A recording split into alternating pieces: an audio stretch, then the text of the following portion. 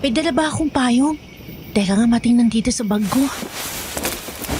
Yes! Puti na lang, naisiksik ko pala sa bag tong folding umbrella ko. Ba't naman kaya nagtatakbuhan ng mga yun? Anong ingay yun? Sisi! Ay, Cecil ka, Lolo Jen! Pasensya na po, nagulat ako. Ay, bakit ikaw nasa labas pa, Cecilia? Gabi na! Natagalan po ako sa pag-ship ng mga orders ng nangis ko, Lolo Jen. Ay, mabuti pa umuwi ka na kagad. Hindi ligtas ang daan ngayong gabi. Ho? Oo, sige, ingat kayo. Yang mga dahon ay binigay ko sa inyo. Panatilihin ninyo nasa bulsa ninyo. Ano pong nangyayari? Ba't po sila nagtatakbuhan? Yun na nga sana ang sasabihin ko sa iyo, Cecil. May namata ang aswang kanina. Pero sa kasamaang palad ay nakatakas. Inusubukan ng ating mga kalalakihan na mahabol pa yung aswang. Ano ho? Dito! Nandito ako! Oh, ang mabuti pa umuwi ka na kagad. Susundan ko lang ang mga iyon at makasitahin ng mga bantay ng ECQ. Mabuti nang may matandang magpapaliwanag ng sitwasyon. Sige lang, Cecil. Pakain ka sa kaba. Kita mo pati pinamili mo, nabitawan mo na. Ay, naku!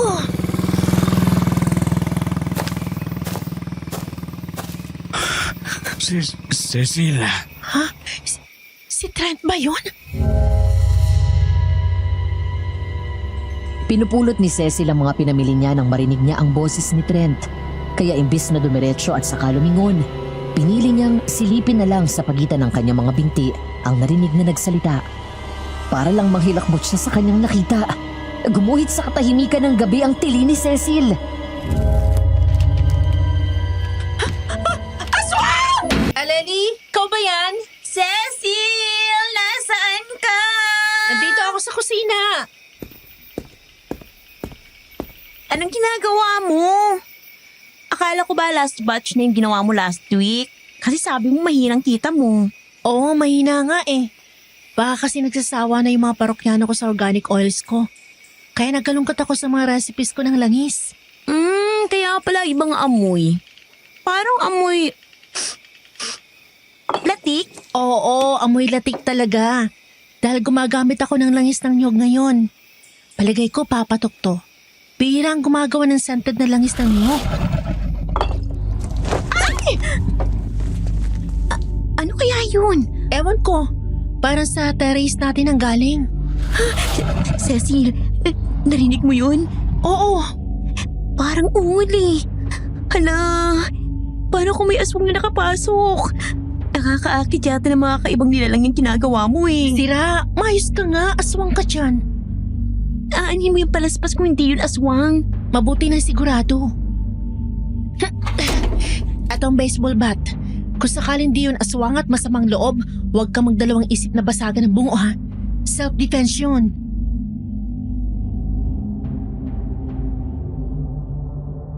Dahan-dahan at nakatingkayad silang naglakad papunta sa teres. Unang sumilip si Cecil habang nakaumang paharap ang hawak niyang palaspas. Si Aleli naman ay nakahanda na mambarimbaw gamit ang bat kung sakaling magnanakaw ang nandoon. Pero ang nangyari...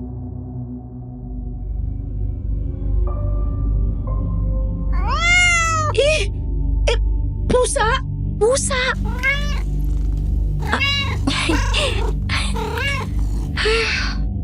Si Uno lang pala. Uno, halika dito!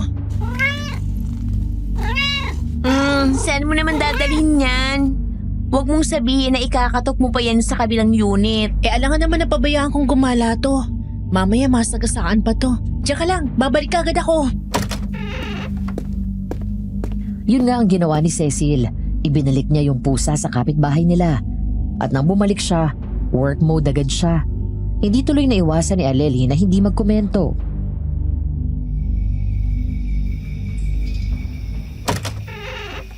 Okay na, naibalik ko na si Uno.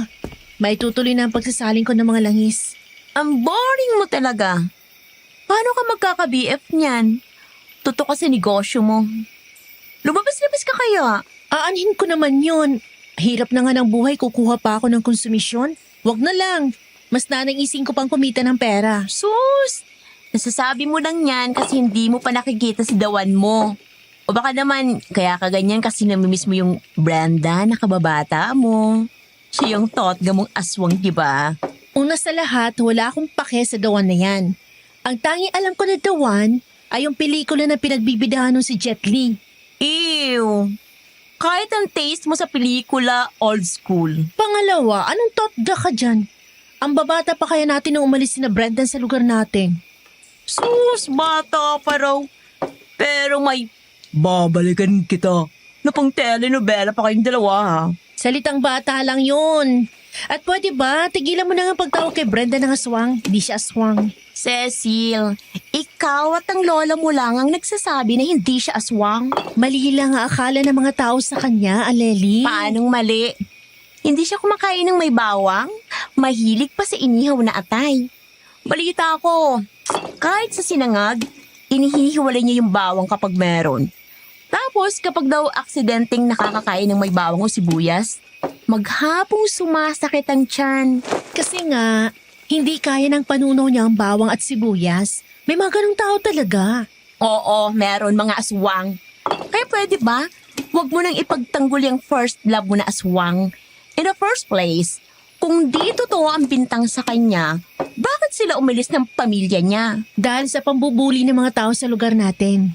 Di lang mga bata, kahit matatanda, pinagtitripan siya, di ba? Eh teka nga, saan bang punta mo? Takabiste ka. Anong biste? Hindi kita maintindihan, Lalang Cecil. Ang sabi ko, ba't ka nakapanlakad na damit? Yun pala yun. Nako girl, aralin mo nga ng konti ang makabagong pananalita. Kahit yung mga pang-araw-araw lang, daig mo pang may kausap na nag-i-English eh. Nosebleed malala. O ano na, saan ang punta mo? Hihintayin ba kita makauwi? Wag na, matulog ka na kapag inaanto ka na. May date kami ni Charles. Siguradong babawi yun.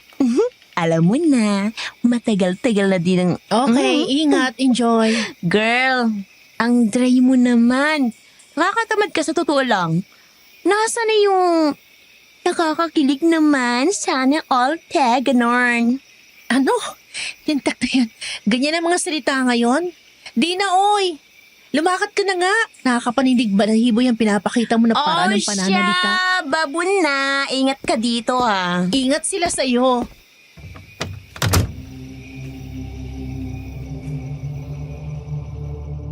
Itinuloy ni Cecil ang paggawa ng kanyang langis. Di niya napansin ang paglipas ng oras. Basang-basa siya ng pawis nung matapos siya sa ginagawa. Napatingin siya sa wall clock. Saktong 12:00 na ng hating gabi. Napailing na lang siya habang inililipat niya sa kwarto niya ang mga bote ng naglalaman ng langis.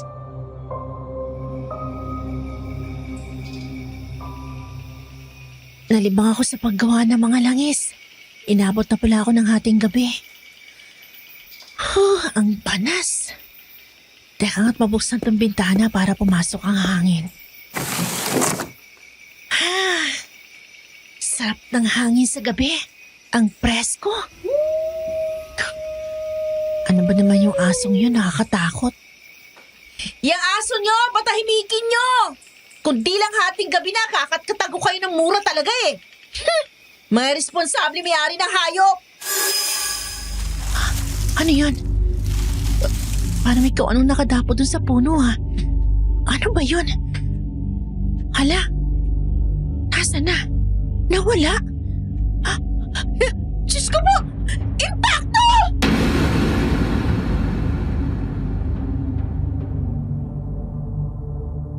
Kulang na lang ay mawalan ng malay si Cecil sa nakita niya. Isang nilalang na may pulang-pula ng mga mata ang biglang tumalon sa isa sa mga sanga ng malalaking puno na katabi ng kwarto niya. Puti ang mahabang buhok nun at may naglalakihang mga pangil. Nang marinig ng nilalang ang tili niya, bigla itong naglaho. Saka naman dumating si Aleli.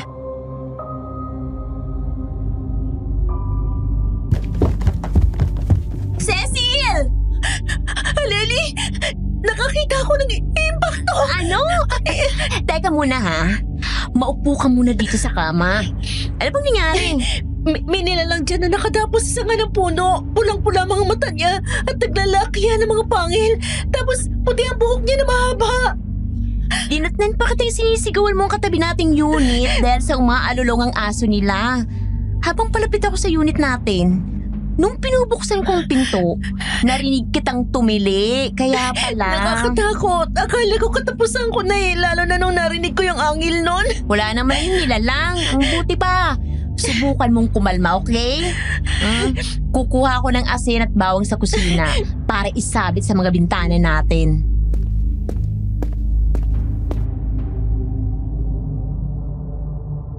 Pinaglalagyan ni Aleli ng asin at bawang ang bawat bintana at apartment nila.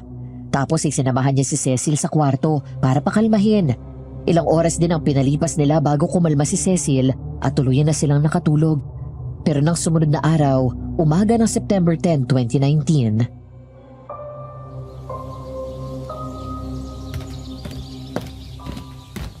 Happy birthday to you! Happy birthday! Happy birthday!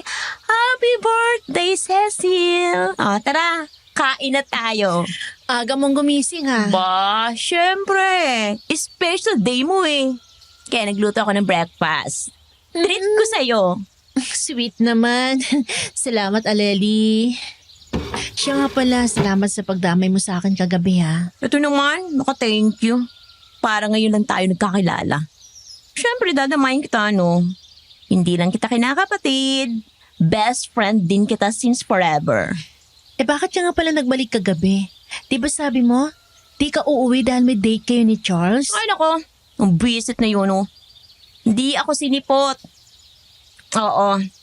May reservation nga siya sa restaurant na paborito namin. Pero muntik nang maging baka ulit yung steak. No show ang loko. Bakit daw? May biglang overtime daw ang company nila. Ewan ko dun.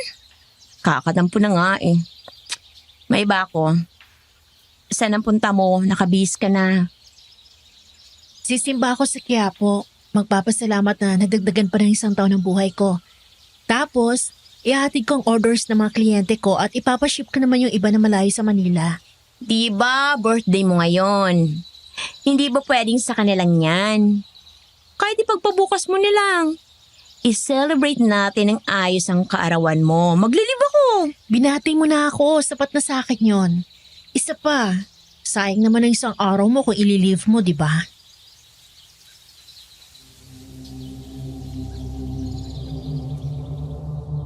yung plano niya na sumimba muna ay hindi nasunod dahil yung nasa biyahe na siya, isa sa mga kliyente niya ang tumawag at nakiusap na agahan niya ang delivery. Gabi na nang makapunta siya ng Quiapo Church.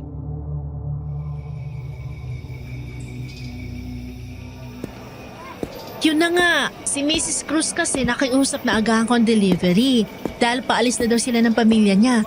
Pagdating ko naman doon, nagkakagulo pa sila bago pa niya ako nasikaso. Hindi ka na nasanay sa kliyente mo na yon. Kapag sinabi no na paalis na kami, 5 oras pa silang tatambay bago sila kumilos. Kaya nga kakainis. Tapos ang haba pa ng pila sa shipping service. Parang lahat na lang ng tao may pinapaship na bagay. Kinabituloy ako. Buti na lang umabot ako ng misa. Bakit parang tumahimik ang background noise mo? Hindi ko na marinig ang ugong ng ingin ng mga tao. Ano yun? May tao ba dyan? Ay, kausap ko nga pala si Aleli. Hello? Uy! Hello, Cecil! Hello, andyan ka pa ba? Oo, nandito pa naman. Ano't bigla kang nawala? Anyari sa'yo? Kala ko tatawag na ako ng pulis eh. Nagulat lang ako doon sa pagtumba ng drum ng basura. Itinumba siguro ng asong gala. Nailuyo ko tuloy sa tenga ko yung cellphone. Pasensya ka na ha. Ganun pala. Oh, nasan ka na yan? Papunta na ako sa kaya ng jeep. Pauwi sa atin dyan sa apartment. Oh, siya, mag-iingat ka ha. Ay, mali. Ingat sila sa'yo. Lukaret. Sige, babay na. Mamaya na lang. Mama, saglit! Pasakay! Okay, ge. Dumami pa sana ang sakay mo. Ang baho. Ano yun? Kakasuka naman. Grabe ang lansa. Ano to? Anak ng toko ka naman, oh. Nakatapak pa yata ako ng Nangko po! Miss, anong nangyari? Yung aso? Aso? Naku po, sino naman kaya may gawa niyan? Kawawa naman. Teka, saglit lang, Miss, ah. Heto, pwede na to. Tinakpan ko na muna ng dyaryo yung aso. Kaya mo na bang tumayo, Miss? Kapit ka sa akin. Salamat. Cellphone mo ba to? Oo, akin nga yan. Salamat ulit. Saan nga palang bahay mo, Miss? Taga dito ka ba? Aso mo ba yan? Hindi ako taga dito at hindi ko aso yan. Ang totoo niyan, nag-aabang ako ng jeep ng aksidente ko matapakan ng katawan ng aso. Akala ko nung una dumi nakakalat-kalat lang eh. Pero nung ma-flashlightan ko, napasigaw na ako. Kahit naman ako. Kung ako makakita ng ganyan, mapapasigaw din. Sino kaya nakasagasa sa kanya? Di malang inayos ang hayop. Hindi yan sagasa. Paano mo naman nasabi? Opinion ko lang. Kasi di ba, kapag nasagasaan ng aso, bali ang panga o kaya ang binte. Pero ang isang yan, wakwak ang katawan. Parang kinatay. Naku po, sino naman kayang taong nasa matinong pag-iisip ang gagawa niyan? Adik malamang. O kaya tao na wala sa matinong pag-iisip. Paano kaya yung aso? Kawawa naman siya kung basta lang siya mabubulok dyan. Ang mabuti pa i-report natin. Ayun lang naman sa dulo ng kanto yung outpost ng mga tanod. Sige.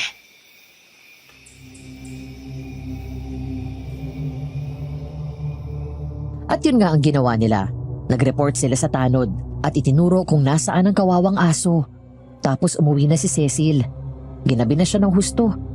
Kaya naman nung malapit na siya sa apartment nila, hindi na siya nasurpresa na nasa labas na si Aleli at inaabangan siya.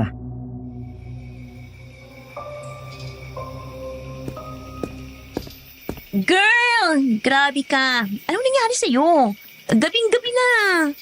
Hindi mo man lang nire-reply yung mga text ko sa'yo. Puro missed calls ang tawag ko sa'yo. Kahit sa chat man lang, hindi ka nagre-reply. Enjoy ka na magbigay ng anxiety. Sorry. Medyo may nangyari lang kasi. Medyo. Eh bakit ganyan ka?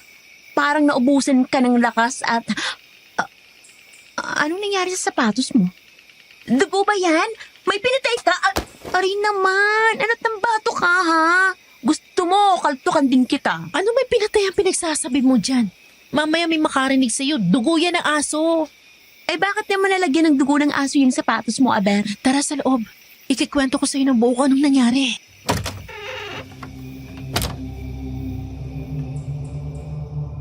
Pagpasok ng dalawa sa apartment, sumigil na ng kwento si Cecil.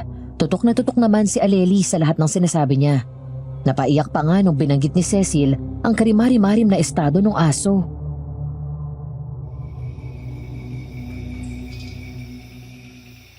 Grabe naman sinapit ni Doggy. Kung sino man ang gumawa nun sa kanya, sana makarma. Oo nga eh. Pero yung tumulong sa'yo, pogi ba? Oo. Bakit pa tanong yung sagot mo? Malay ko ba kung pares tayo ng basehan ng pogi? Describe mo, bilis. May katangkaran siya. Hmm? Tapos baka sa t-shirt niya yung ganda ng katawan niya. Parang alaga sa gym. Uy, yummy! Maayos din ang buhok niya. Tipong parang alaga sa salon. Tapos, tama lang ang laki ng mata niya. Medyo matangos ang ilong. Typical Pilipino yung kulay niya.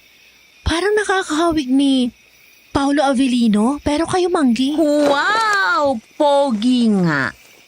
Ikaw ha, pinagtataksilan mo na si Brandon Aswang mo. Taksil ka dyan. Makislap ang mata mo nang dinidescribe mo si Pogi eh. Ano nga palang name ni Pogi? Trent. Isa daw siyang masur. Tas na-graduate siya. Ay! Meant to be? Ikaw gumagawa ng langis. Siya naman nagmamasahe. Tigilan mo na yung kamamatchmake mo sa akin, ha? Pero type mo si Pogi, yung totoo. Medyo, sino bang hindi? Ang pogi niya, mukha namang mabait at ang bango pa. Magkaka-BF ng manang. BF ka dyan. Ano ka ba? Isang beses ko lang nakausap yung tao. Feeling ko, magkikita pa din kayong dalawa. Pantas ka na ngayon. Hindi. Ako si Cupido. Kupido ka dyan. Tulog ka na nga. Hahawa yung paghikab mo eh. Ikaw din, matulog ka na. Nakaka-draining skin ang pagpupuyat. Nakakatanda din. Ay, mamaya na ako ng konti. Gawa mo na ako ng langis. Sold out ako eh. May ilang nag-advance order pa. Baala ka. Tulog na ako. Good night.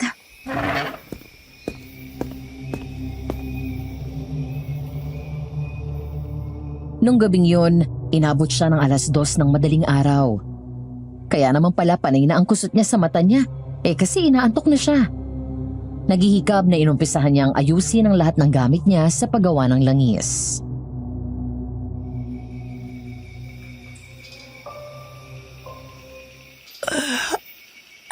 Sama ito.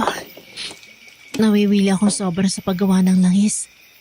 2 gabi na akong puyat. Makabawi ng tulog. Mahirap magkasakit. Ano?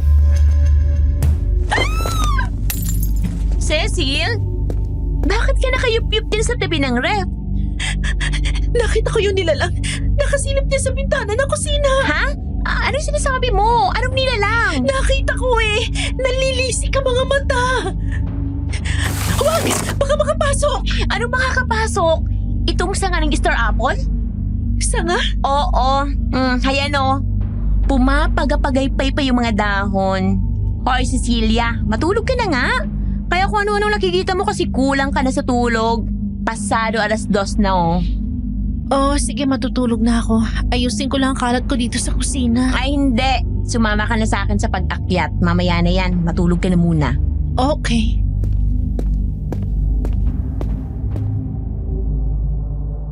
Hindi na ulit nakita ni Cecil yung nilalang pagkatapos ng gabing yun. Lumipas ang ilang buwan at nag-December na. Hanggang sa sumapit ang bisperas ng Pasko, walang balak lumabas si Cecil. Pero dahil sa inindayan ulit ni Aleli ng boyfriend nitong si... Okay ka na ba? May gusto ka pa bang kainin, puntahan, bilhin? Ano? Alam mo, Cecil, sana naging lalaki ka na lang. Pakakasalan kita. Hoy, umayos ka nga. Kung ano-ano naman pinagsasabi mo.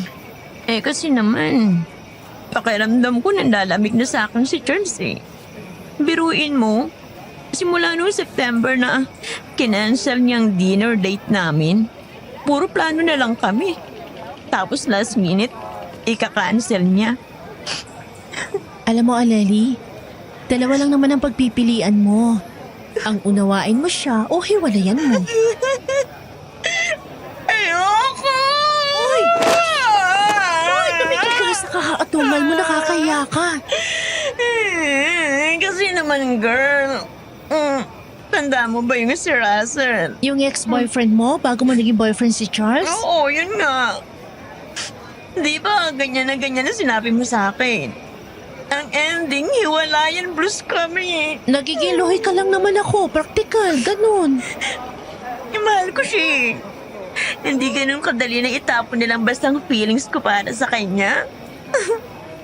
Uy, may poging palapit sa atin. Aray naman, nakabato ka naman eh. Lumabas yata ang brain matter ko. Mahal mo talaga si Charles, ha? Pero sa diaper ang mata mo, nag-iba agad yung mood mo nung makakita ka ng pogi. Iba yun at iba to. Iba to kaya kita. Kalukuhan mo, ha? Parang katapusan na ng mundo kung makaatungal ka kanina. Malungkot naman talaga ako eh. Pero hindi naman nakakabulag ang lungkot, no? Kaya, kaya ko ba ding mag-a-appreciate ng gwapo kapag nakakakita ako? Eto na siya. Si Trent yata yan. Trent? As in, yung Trent po nung gabi sa may Quiapo. Si Trent nga. Cecil! Small world Merry Christmas. Merry Christmas din sa'yo, Trent. Hi! Merry Christmas sa ating lahat. Ako si Aleli, BFF ni Cecil. Ikaw si Trent? Oo. Ako nga. Ikinagagala kitang makilala, Aleli. Wow! Ang pogi mo nga, no? Artistahin. Ay, Ayos ka, nakakahiyang kakirihan mo. Last minute shopping? Hindi. Naghihintay ako ng pagputok ng alas 12 para sumalubong sa Pasko. GF, meron ka na. Aleli! Naku, Trent, pasensya ka na kay Aleli, ha? Okay lang. At sa tanong mo, Aleli, wala pa akong girlfriend.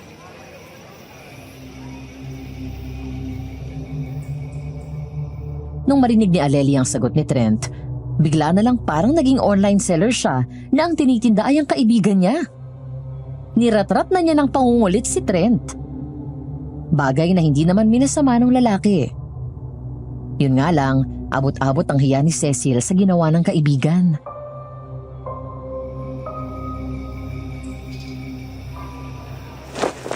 Wala pa? Meaning, naghahanap ka? Kung sakaling makakahanap, bakit hindi? Eddie, kayo na lang ni Cecil. NBSB yan. Jackpot ka dyan. Hoy! Ganun ba? Salamat, Aleli. At mukhang tiwala ka sa akin para maging first boyfriend ng kaibigan mo. O paano? Eddie, kayo... Pero naniniwala ako na kapag usaping relasyon, hindi dapat yun minamadali. At sa tingin ko naman, ganun din si Cecil. Tama ba? Oo, tama ka dun. Bagay talaga kayong dalawa. Parehas kayong mga boring. Una na ako sa inyo. Sige, ingat ka. Uwi na din tayo. Sige, sabi ng app, malapit na daw sa meeting point natin yung sasakyan na naka-assign sa atin. Oh, nag-book ka na pala? Kailan? Kanina, habang nagagala tayo, mahirap pag makakuha ng ride ngayon dahil may okasyon. Kaya inagahan ko na. Buti at may pumayag. Cecil. Bakit? Anong problema? Anong tinitingnan mo dun sa may fountain? Parang nakita ko si Brendan eh. Si Brenda na Four Eyes? Nasaan? Hindi ko makita. Baka guni-guni ko lang. Tayo na nga.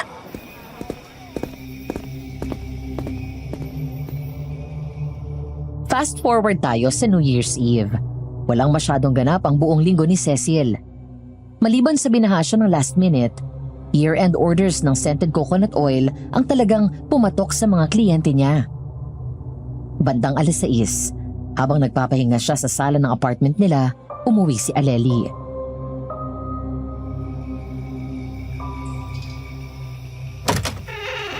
Oh, ba't ka nandito? Akala ko ba... Ano pa nga ba? Kinansel ulit ni Charles ang lakad namin.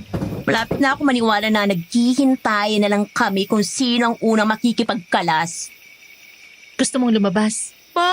Himala! Anong nakain mo't nagyayaya ka ng labas? Wala naman. Naisip ko na kasi na hindi makakabuti sa'yo. Kung New Year na New Year nandito ka sa apartment at nagmumukmuk. Sayang din kasi itong invite-only pass na binigay ng suki ko eh. Tingnan mo. Patingin nga. Nga, eto oh. Ay, may kalamay. Ang hirap makakuha ng reservation sa Fifth Avenue. Lalo at may Grand Street event dun ngayon. Ang ganda pa ng location nitong resto. Dumungaw ka lang, kita mo na yung event. Ibang level yung suki mo, ha? Sige, lakad tayo. Magbibihis lang ako. No. Hindi ka lang magbibihis, Dizay. Aayusin kita. Dapat dress to kill and impress tayo. Ano? Ayoko. Ang hirap gumalaw eh. Hindi. Bawal kumontra. Tara, akyat tayo. Full makeup ang gagawin natin. At ako na din ang pipili ng isinusuot mo. Kadiri kung pupunta tayo dun sa isang pinakamahaling resto sa Fifth Avenue. Tapos mukha kang pindangga.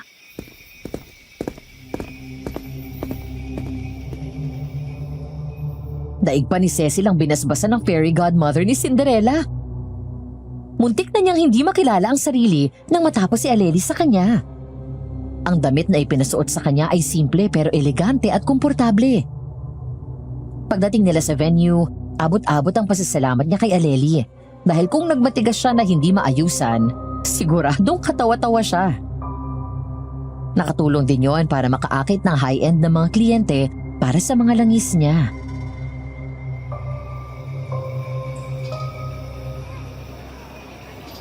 Happy New Year, Aleli! Happiest of New Year, Cecil. Kahit na inigyan ako ng lokong si Charles. Ito yung most memorable na New Year ko to date. Ha? Bakit naman? Dahil nakatapak ako sa mamahaling resto gawa mo at yung suki mo.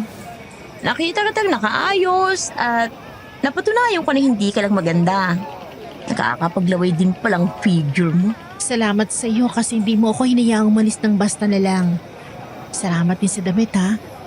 Talagang inisip ko kung ano yung babagay sa panlasa ko. Yaan mo, papadry clean ko to bago kisoli sa iyo. Anong sa uli? Iyo yan. Binili ko yan para sa birthday mo. Kaso lumarga ka na ng deliveries mo eh. At gabi ka nang umuwi. Kaya ngayon lang napabigay yan sa'yo. Grabe. Touch ako. Yan ginagawa mo. Nagpipigil maluha. Baka kumalat yung mascara at eyeliner ko eh.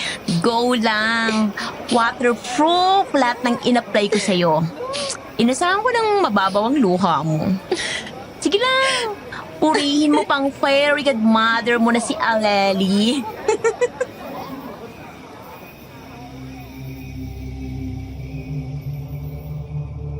Tapos noon naglabasan na ang mga tao sa resto. Tapos na kasi ang event. Ang ibang guests nakiparty pa sa New Year event sa mismong kalsada ng 5th Avenue. Ang ilan naman na kagaya ni na Aleli at Cecil ay nagdesisyon ng umuwi. Habang papunta sila sa pick-up point ng designated driver nila, nakaramdam si Cecil na parang may sumusunod sa kanila. Hinigit niya sa isang sulok si Aleli.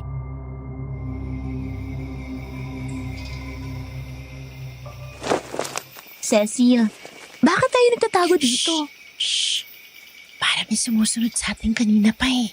Hala, anong gagawin natin? May plano ko. Buti na lang at shoulder bag tong dinala ko.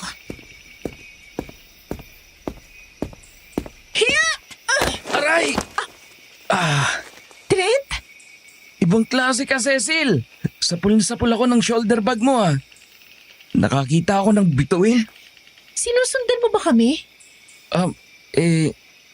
Oo. Mula pa dun sa resto sa may 5th. Paano mo nalaman na nandun kami? Ha? Ano? Coincidence? Hindi pa din nun naipaliwanag ba't mo kami sinusundan. Alam ko magkakilala tayo at tinulungan mo ako nung gabing nahindik ako sa kinatay na aso. Pero hindi tama na tiktikan mo kami. Cecil, Pasensya na. Ang totoo kasi niyan, nung paliko na ako palayo sa 5th, naamoy kita. Ang amoy ko? Trent, Hindi. hindi ganun katapang ang pabango ni Cecil para matukoy mo na siya yun. Lalo na't ang daming tao sa lugar na yun. Idagdag mo pa na amoy pulbura ang paligid dahil sa dami ng fireworks na pinakawalan. Hindi naman pabango ang tinutukoy ko, kundi yung amoy niya. Sinasabi mo bang may anghitang BFF ko? Tanggalan na kaya kita ng ilong. Baka naman pwedeng pakinggan na muna ninyo ako. Pakiramdam ko ang sama-sama ako ng tao eh. Sige, magbaliwanag ka. Pakikinggan ka namin. Pero kapag bulok na namang palusot yan, Hindi mo na ako kailangang daanin sa dahas, Lely. Peace na. Ang totoo kasi niyan, may kakaibang amoy si Cecil. Ewan ko kung napapansin mo. O ninyong dalawa. Pero kumakapit sa kanya ang amoy ng langis niya. oo nga no. Tama ka. Di ba? Ang talas naman masyado ng pang-amoy mo. Hindi sa ganon. Masahista ako. Kadalasan mga massage lotion at langis pang masahe ang gamit ko. Kaamoy ng langis na madalas kong gamitin sa mga kliyente ko. Yung amoy na nakakapit kay Cecil. Kaya madali ko siyang napansin. Heto yung langis oh. Tingnan ninyo. Bakit? Kaya pala. Matanong nga kita, matagal mo na bang gamit ang langis na to? Yung brand na yan, mag-iisang taon na siguro. Pero, yung mismong uri na yan, nahawak mo, siguro, nung September lang. Bakit? Akin ang langis na yan. Bagong line yung scented coconut oil. Nito mga nakaraang buwan, yan ang best seller ko. Kaya yan ang madalas kong gawin. Kaya pala. Sana naman hindi na ninyo ako paghinalaan. pasensya na din kayo kung natakot kayo kanina dahil sa ginawa ko. Huwag mo na lang uulitin. Baka sa susunod, di lang hato ng handbag ang matanggap mo.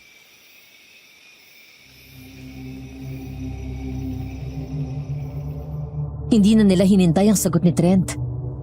Dahil nag-notif na yung app na malapit na ang designated ride nila. Lakad-takbo silang dalawa ni Aleli para umabot sila. Pero sa pagliko nila sa may kanto, isang bulto ang bumangga kay Cecil. Muntik na siyang mapaupo sa bangketa, pero may maagap na humagip ng braso niya.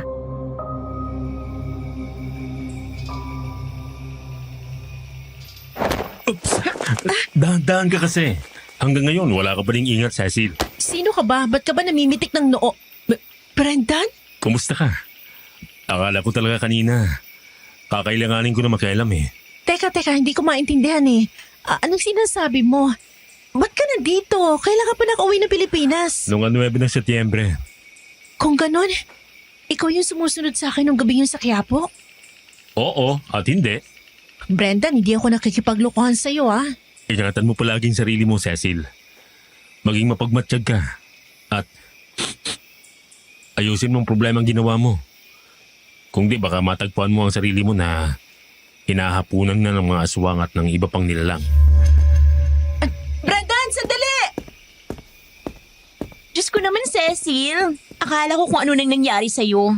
Andyan ka lang pala at nakatunganga. Magpa-penalty na tayo sa driver. Kanina pa kami naghihintay sa'yo. Oo, tayo na. Pasensya na.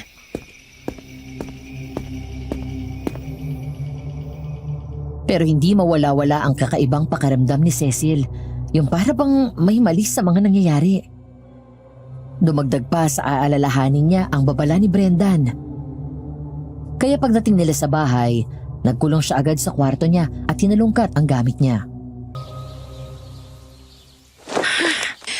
Ito na ang hinahanap mong sagot. Aleli! Gising ka pa ba? Akala ko tulog ka na. Hindi. Buti nga't gising ka pa. Tumawag si Charles eh. Bumati ng Happy New Year. Anong meron? Makasigaw ka naman. Akala ko kung ano nang nangyari sa'yo. Naghalungkat ako sa mga gamit ko. Nakita ko to. Ha? Nakita ko na to. Ito yung recipe na pamana kamo sa'yo ng lola mo? Basahin mo yung nakasulat sa pinakababa. Biyaya ay yung makakamit, ngunit ingat sa paggamit. Sa mga kakaibang nilalang at nilalang ng dilim ay nakakaakit. Anong ibig sabihin nun?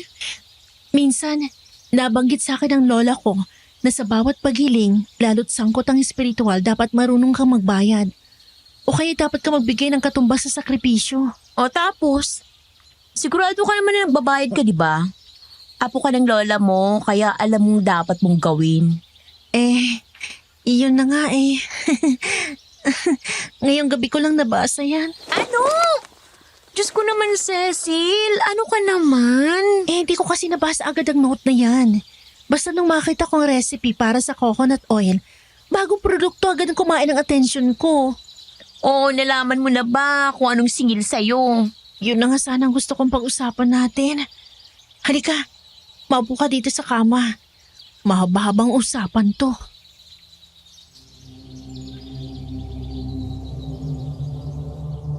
Inisa-isa ni Cecil ang mga pangyayari. Mula nung unang gabi na nakita niya yung nilalang at hanggang sa nangyari bago sila umuwi. Maging ang pagkikita nila ni Brendan.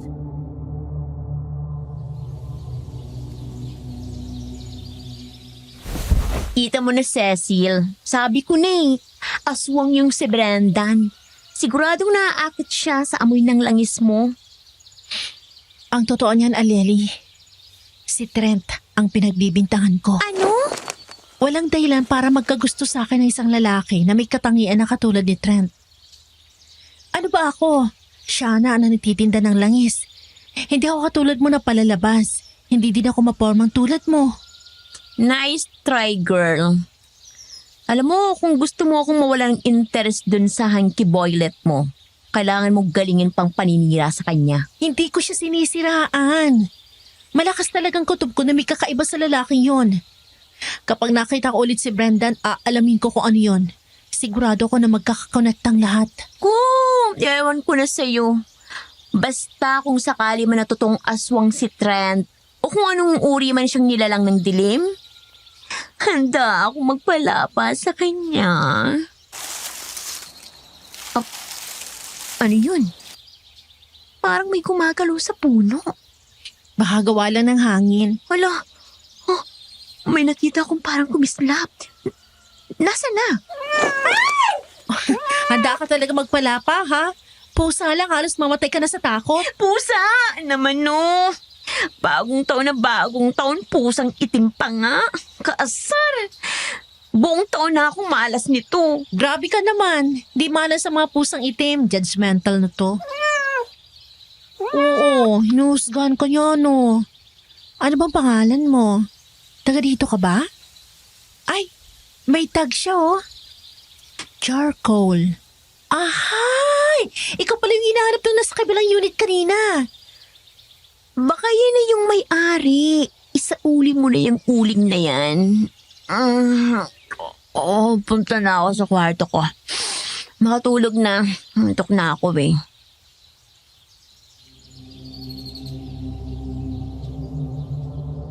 Tapos noon, gumawa na ng mga sakripisyo si Cecil para mabayaran yung biyaya na pinakinabangan niya. Namanata siya, nagrosaryo siya tuwing Martes at Biyernes at nilimitahan niya ang mga pag-order ng kanyang langis ng niyog. Ibang uri ulit ng langis ang ginawa niyang pangunahing produkto niya. Pagpasok ng Pebrero, naging kalat na ang balita tungkol sa COVID.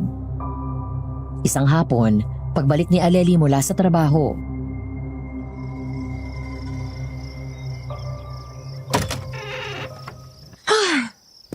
Nandito na ako. Ang hirap huminga kapag may face mask. Para daw yun sa kabutihan natin, sabi ng gobyerno. Ewan ko. Parang mas lalo pa ako malilintikan sa kaka-face mask eh. Dumaan nga pala yung landlady natin kanina. O bakit daw? Kumpleto pang advance at deposit natin sa kanya. Uuwi daw yung anak niya na nasa Singapore. May hanggang Marso na lang daw tayo para makahanap ng malilipatan. At bakantihin tong unit. Ibabalik naman daw niya yung 3 buwang advance natin. Ano ba yan? Oh, nagre-ring ang cellphone mo. Oo nga. Eh? Oh, ba't takang-taka yung mukha mo? Sino ba yung tumatawag? Si tatay. Hello, tay. Napatawag ko kayo. Sige ho. Speaker ko daw. Gusto ka din niya makausap. Hello, Cecil. Alili. Narinig niyo ba ako? Opo. Ayon sa balita, dumadami daw ang may sakit dyan sa lungsod. Nagkakapunuan na din daw sa ospital. Anong balak ninyong dalawa? May balak ba kayong umuwi dito sa atin sa norte? Hindi pa po namin alam, tay. Depende po sa sitwasyon. Nandito po kasi ang pinagkakita namin dalawa ni Cecil. Ipalam niyo agad sa akin, ha? Para maipasundo ko kayo. Mahirap magbiyahe ng mga pampublikong sakyan ngayon eh. Lalo't malayuan. Hindi niyo alam kung sino ang makakasalamuhan ninyo. Baka may COVID na. Nag-iingat naman po kami, Ninong. Hindi kami nakakalimot mag-face mask at mag-alcohol. Hindi din kami nakakalimot magugas ng kamay. Huwag pa din kayong pakampante. Opo. Tawagan niyo ako kung ano man ang desisyon ninyo. Pero wag niyo sarang paabutin ng Marso. Balita ko ilalockdown daw ang buong bansa. Pag nagkatotoo yun, hindi na kayo makakabiyahe pa uwi dito kahit gustuhin niyo man. Sige po, itay. Hayaan po ninyo at pag-iisipan po namin mabuti ni Cecil kung ano po magandang gawin. Aleli, siguro mas maganda kung umuwi na tayo sa atin. At least doon kapiling natin mamahal natin sa buhay. Lalo ka na, nandiyan pang tatay mo. Mas maganda na magkasama kayo ng pamilya mo. Pamilya natin. Huwag mong laging inihihiwalay yung sarili mo. Pamilya tayo. Higit pa tayo sa magkaibigan. Kinakapatid kita. Magkapatid ng turingan natin. Kulang na nga lang manggaling tayo sa iisang matres. Pwede daw, sabi ng mall guard. Tara na. Uy, Cecil. Salamat talaga sa pagsama sa akin ha. Wala yun. Sinamahan mo din naman ako sa courier service kanina. Quits lang tayo. Sigurado ka ba na wala kang gustong bilhin? Libre ko. Hindi na. Tutukan mo na lang pagpapabeauty mo para kapag nakita ko na si Charles, manghinayang siya sa pinababayaan niya. Love na talaga kita, Cecil. So dati hindi. Hindi ganun ang ibig kong sabihin. Ito naman eh. Oo, alam ko naman binibiro lang kita. Baktol ka naman agad. Alali? Bakit ganyan ka? Anong problema? Mukhang mauulit na naman ang nangyari kay Charles. Ha? Bakit mo naman nasabi yan? Ang gunggong na yun, ayun oh, may kasamang ibang babae. Kaya pala nanlalamig, may iba ng kinakalantari. Taktig siya sa akin. Alali, huwag ka mag-iiskandalo ha? Skandalo? Ano pang silbi? Hindi ko na din naman siya gugusto yung bumalik pa sa akin. Bakit pa ako mag-iiskandalo? Mabuti naman kung ganun. Tara na, umuwi na tayo. Oo, uuwi tayo. Pagkatapos kong bigyan ng leksyon ng lalaking yon. Teka, akala ko ba hindi ka mag-iiskandalo? Hindi nga. Pero hindi ko sinabing hindi ako gaganti. Alali, saglit lang. Naku po, pangunos dili ka, Alali. Charles! Hoy! Advance Happy Valentine's. Hetong regalo ko sa'yo. Farewell gift ko sa'yo yung hinayupak ka. Break na tayo!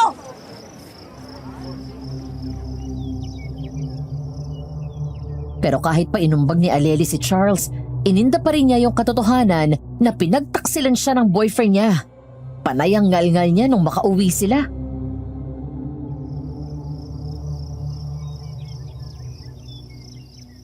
Ang walang hiyang yun? Ipinagpalit ako sa pangit. Tatanggap ko bang magandang ipilit niya sa akin eh. Pero ubot ang tsaka ipilit niya sa akin. Buisit na yun. Yaan mo na. Siyang nawalan, hindi ikaw. Hindi naman ako umiiyak dahil sa usapin ng kung sinong nawalan. Umiiyak ako dahil na-insulto ako. Teka, may kumakatok. Pagbubuksan ko lang ha, baka yung landlady natin yon. Itatanong siguro kung kailan tayo lalayas dito sa unit niya. Magandang hapon, Cecil. Ano na, Cecil? Naging bato ka na dyan. Huwag mong sabihin hindi mo na ako naalala. Brendan? Ako nga. Alali, anong ginagawa mo? Ba't mo iwinawag-ayway ang palaspas sa harapan ni Brendan? Takot ang mga aswang sa palaspas, diba? Magandang hapon din sa'yo, Aleli. At sa tanong mo? Oo, tama yung alam mo. Tama daw ako. Eh bakit hindi naman natatakot ang aswang na yun sa palaspas, Cecil? Ano ba? Ilang beses ko nang sinabi sa'yo na hindi aswang si Brendan. Okay lang, Cecil. Sanay na ako. Ano ba kailangan mo? At paano mo nalaman kung saan kami nakatira? Tinawagan ako ng airpods mo. Nakisuyo siya na alamin ko kung uuwi ba kayo sa baryo natin. Mananatili kayo dito sa Maynila? May komunikasyon kayo ni tatay. Matagal na noon pa. Hindi ko yun alam. Marami naman ngayong hindi alam tungkol sa akin eh. Mabuti pa tumuloy ka na muna, Brendan. Mukha hindi lang basta saglit ang sadya mo eh. Mapo ka. Gusto mo ba ng kape o tsaa? O gusto mo ng salabat? May kalamansi juice din kami. Siya na lang, Cecil. Salamat.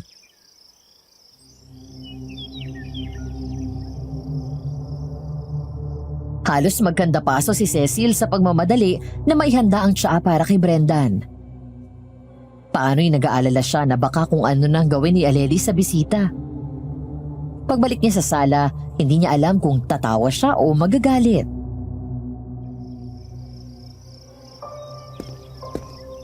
Aleli! Anong ginawa mo kay Brendan? Ba't napapalibutan ng asin ang paanan niya? Hinihintay kong maabo.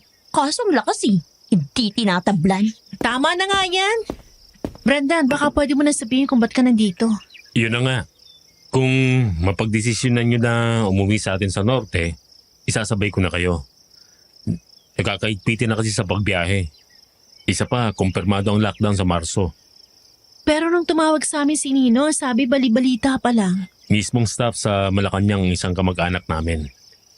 Kinumpirma niya sa akin ang balita. Wow naman! Kinumpirma talaga sa'yo. Ang taas mo siguro. Para sa kaalaman mo, Aleli, inaalam ng kamag-anak namin na yun kung aalis ba ulit ako ng Pilipinas o magpapaabot ako dito ng lockdown. Dahil kung aalis ako, gagawa niya ng paraan na makalabas pa ako ng bansa. ganon. Opisina. Bakit kaya? Sagutin mo, baka importante. Sige, tingin ka muna, Cecil. Iiwan ko na bukas ang pinto. Baka atakin ka ng aswang na yun eh. Good afternoon po, sir. Brendan, okay ka lang ba kung babalik ka sa lugar natin? Ang totoo niyan, gusto ko nang huwag bumalik. Masyadong masakit ang mga alaalang ibinigay sa akin ng lugar na yon. Kung ganon, ba't ka pumayag sa pakiusap ni Ninong? Dahil sa dalawang dahilan. Dalawang dahilan. Sa dami ng pagwawalang hiyang ginawa sa ng mga tao dun sa atin, mas pinili mo magbalik dahil sa dalawang dahilan? Oo. Una, dahil gusto kong malinis ang pangalan ng pamilya ko. Napatunayan sa kanila na mali ang bintang nila sa akin. At pangalawa, para to pa rin ang pangako ko sa'yo na babalikan kita. Natagalan ka yata sa tawag mo. Oo. Tumawag pa si tatay eh. Totoo ang sinasabi nitong si Brendan. Nagkausap nga daw sila at pinakasuyuan niya na isabay na tayo pa uwi sa atin. Kaya pala. At wala talaga akong choice kung di ang umuwi na. Dahil kasama ako sa work from home employee ng kumpanya namin.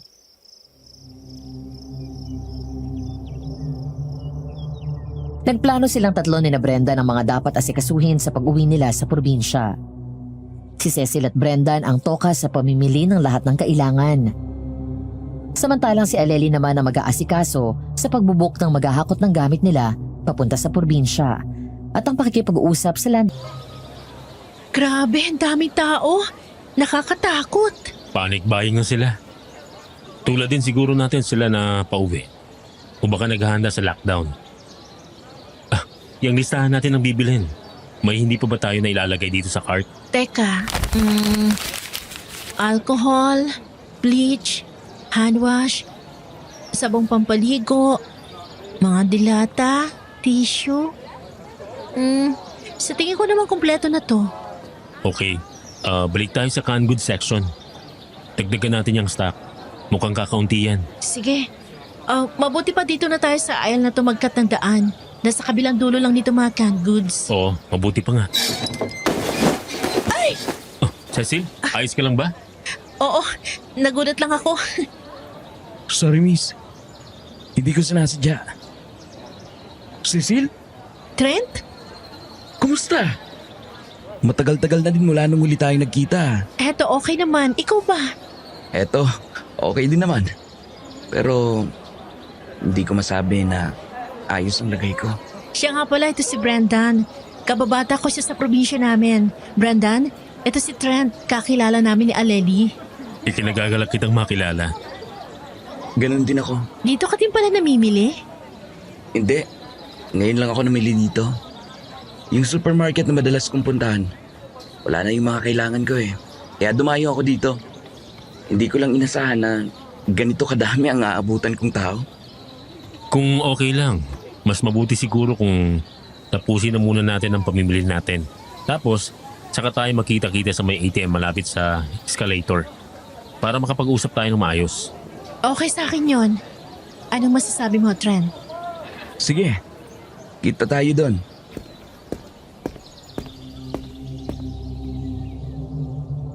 At ganun nga ang ginawa nila. Nagkita-kita sila sa binanggit na lugar ni Brendan. Pagkatapos ay dumiretso sila sa food court ng mall. Sa pagkakataong yon, kasama na nila si Aleli. Ang nangyari kasi, habang nilalagay nila sa sasakyan ang mga pinamili nila, tumawag si Aleli na susunod sa kanila. Maagang nagpauwi ang kumpanya nila at dahil nasa malapit lang naman yon, nagdesisyon ng dalaga na samahan na sila.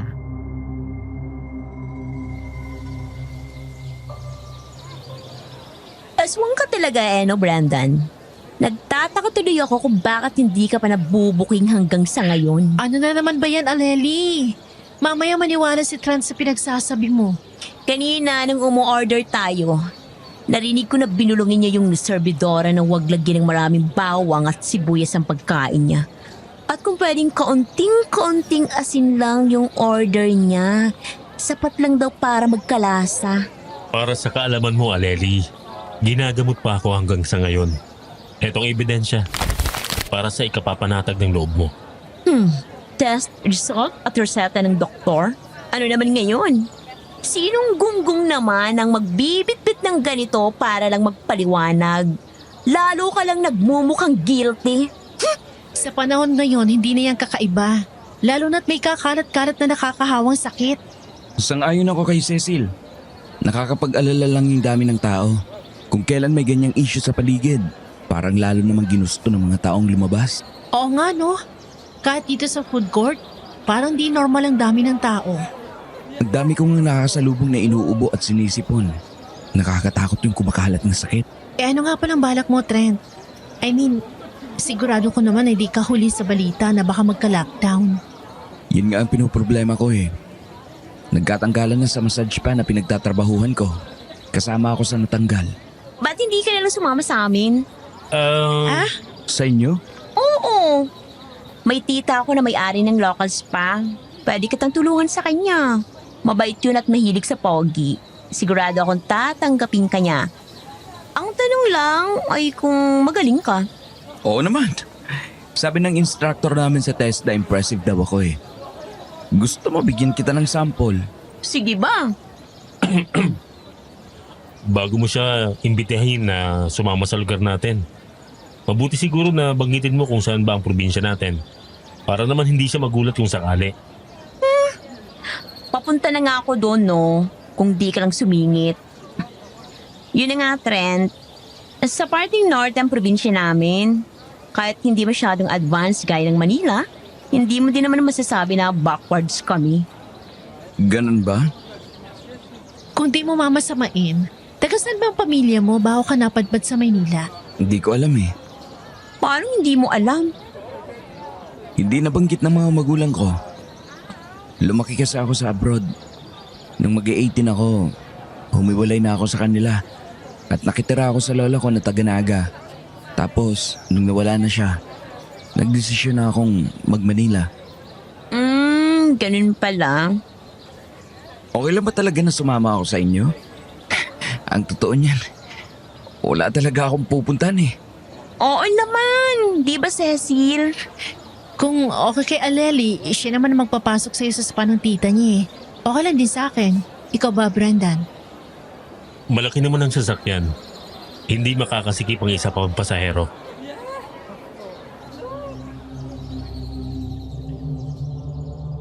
Nagkasundo silang tatlo na magkita-kita sa huling linggo ng February. Sa apartment ni na Aleli at Cecil. Madaling araw silang lumakad at bandang tanghali ay binabagtas na nila ang kahabaan ng NLEX. Madami nang nagbago sa lugar nila. Pero ganun pa din kaganda ang tanawin.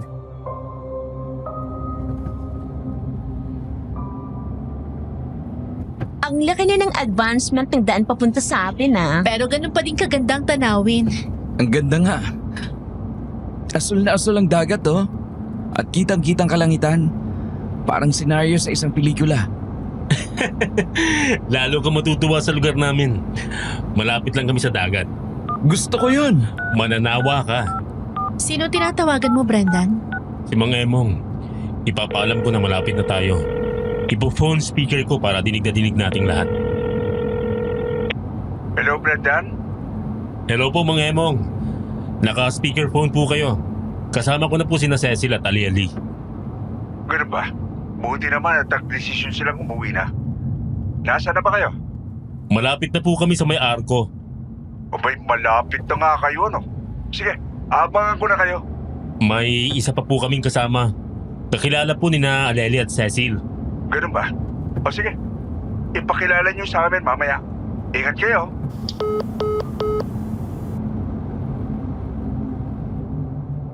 Kalahating oras pa ang itinagal ng biyahe nila. Hanggang sa lumiko sila sa isang sitio at binagtas ang bagong sementadong kalsada na dati ay dirt road na daan. Mapuno ang lugar at madami pa ang mga bakanting lote na napuno ng mga talahib. Pero may mga poste na ng ilaw at mga kable ng internet service. May mga ilan nila na modernong bahay pero bakas pa din sa karamihan ang probinsyang pamumuhay.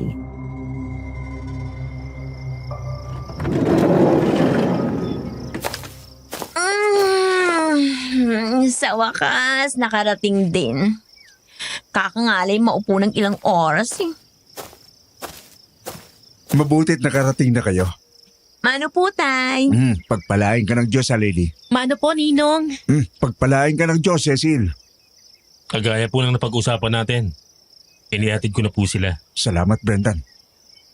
Sino ba yung sinasabi mong kakilala nitong si Alili? Eto po si Trent. Magandang hapon po. Oh, Trent. Ako si Mang Emong, tatay ni Alili. At ninong naman itong si Cecil. Pero para sa akin, parehas ko ng anak ang mga yan eh. Anong sadya mo sa aming lugar? Magbabakasyon ka ba? Inimbitan ko siya, tay. Ang totoo kasi niyan, na-lay off po siya sa spa na pinagtatrabahuan niya sa Manila. Sabi ko, i-apply ko siya ng trabaho sa spa ni Tita Tinay. Aba, sabi na nga't boses ni Aliling naririnig ko. Tama bang narinig ko? May i-apply ka na masahista sa spa ko? Opo, tita. Ito po si Trent. Graduate po siya ng massage therapy sa TESDA. Ang gwapo ha, macho pa. Pasado ka na. Eh ang isang yan, wala bang balak mag-apply na masahista? Pasado na din siya. Aling Tinay, si Brendan po yan. Ha? Sino ka naman? Ay, si Cecil pala ito. Sino bang Brendan yan? Bakit parang inaasahan mong kilala ko yan? Aling Tinay, hindi na po ba ninyo ako tanda? Yang gwapo mong yan? Kung nakilala na kita noon, abay hindi kita makakalimutan. Tinay, si Brendan yan. Yung apo ng namayapang si Ray. At yung anak ng mag-asawang Brenda at Bong. Bakit ka biglang nagbalik dito? May aasikasuhin lang ho. Siguraduhin mo lang na hindi ka gagawa ng gulo. Matagal-tagal na ding tahimik ang lugar namin mula nang mawala ka dito. Tinay, mga tao lang naman ang magulo. Hindi si Brendan. O kahit ang pamilya niya. Kuya, nagsipagtandaan na tayo pero baluktot pa rin yung isipan mo. Marami na nagsasabi na salot ang dala niya noon. Tama na yan. Para kang walang sariling isip kung makapaniwala sa mga balitang walang basehan. Magpapaalam na ho ako. Bakit? Sa katutuloy. Nag-usap na tayo sa amin ka habang naandi dito ka. Ano? Hindi naman yata pwede yan, kuya. Hindi mo iniisip ang kaligtasan natin. Kaligtasan? Anong tawag mo dun sa estrangherong masahista mo? Sa spa? Na pinatutulog mo sa bahay? Ibang usapan yon, kuya. Mang Emong, ayos lang ho talaga. Nakausap ko po si Lolo Jen. Sa tingin ko naman, ay naiayos naman ang bahay na naiwan namin noon. Pasensya ka na, Brendan. Okay lang ho yun. Cecil, alis na ako. Kung sakaling may kailangan ka, alam mo naman kung saan ang bahay namin.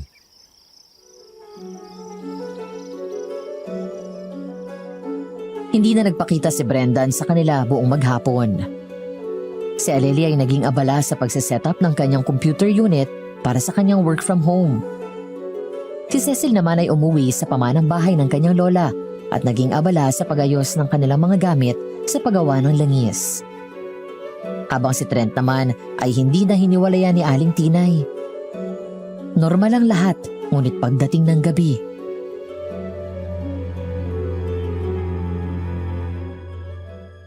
Diyos ko po! Tulong! May bangkay doon sa mitalahiban! Mga kapitbahay! Ano daw? Sino ba yung nagsisigaw? Ano bang nangyayari? Kararating lang namin tapos may ganitong gulon agad? Oh, nabulabog ka ba, Cecil? Lolo Jen, ano pong meron? Nauulit na naman ang nangyari nung bata pa si Brendan. Mukhang sa kanya na naman ibibintang ng makakating dila ang insidente ito. Huwag sana. Wala namang ginagawang masama si Brendan sa kanila. Gusto lang niyang umuwi at linisin ang pangalan niya.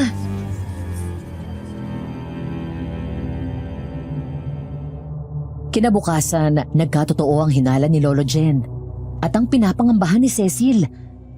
Dahil pagputok ng liwanag, pinagkaguluhan ng mga tao ang nakitang bangkay sa may talahiban. Dayo iyon na nakasuot ng puting t-shirt at may hupyak ang sikmura. Mukhang hinigupan ang lamang loob.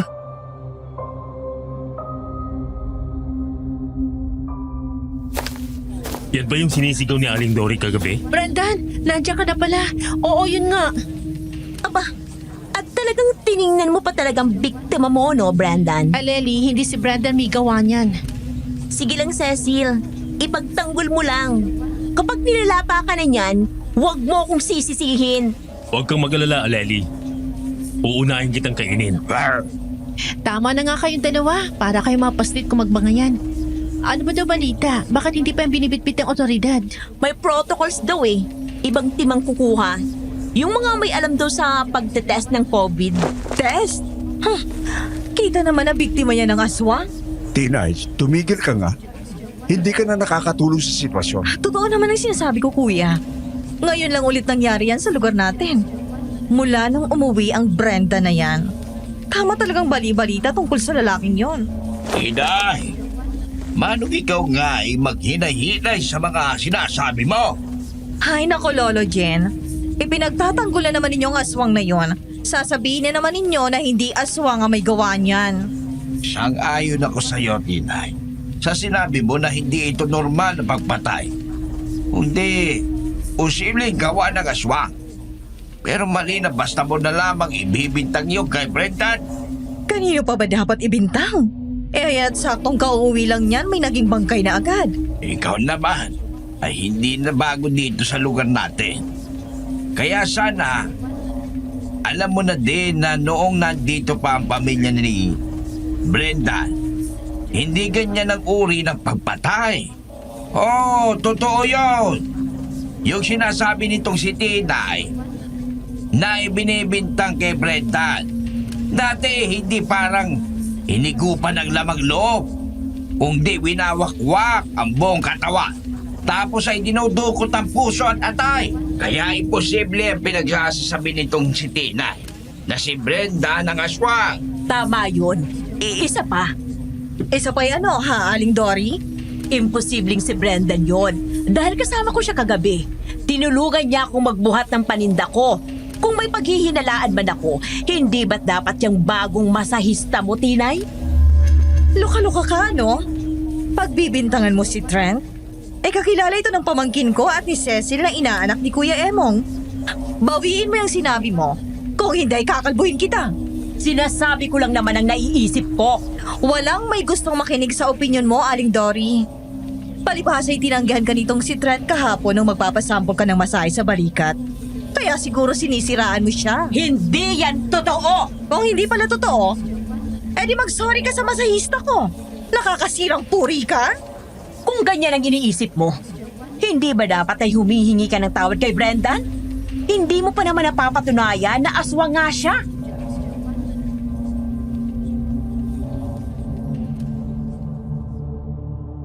Pero hindi nagsorry si Aling Tinay. Basta tumalikod na lang siya at sinabihan si Trent na sumunod na sa kanya dahil magbubukas na sila ng spa. Lumipas ang 1 linggo. Patok na patok ang spa ni Aling Tinay. Nag-celebrate ito at inimbita maging si Brendan. Hindi dahil nagbabait. Kain lang kayo ha? Nakipag-peace offering ako kay Aling Dory para lang ipagluto tayo ng adobo. Nag-request ako na damihan ng bawang para malas at masarap. Anong gagawin mo ngayon, Brendan? Pinaliguan daw ng bawang adobo? Hindi naman yun problema, di ba, Brendan?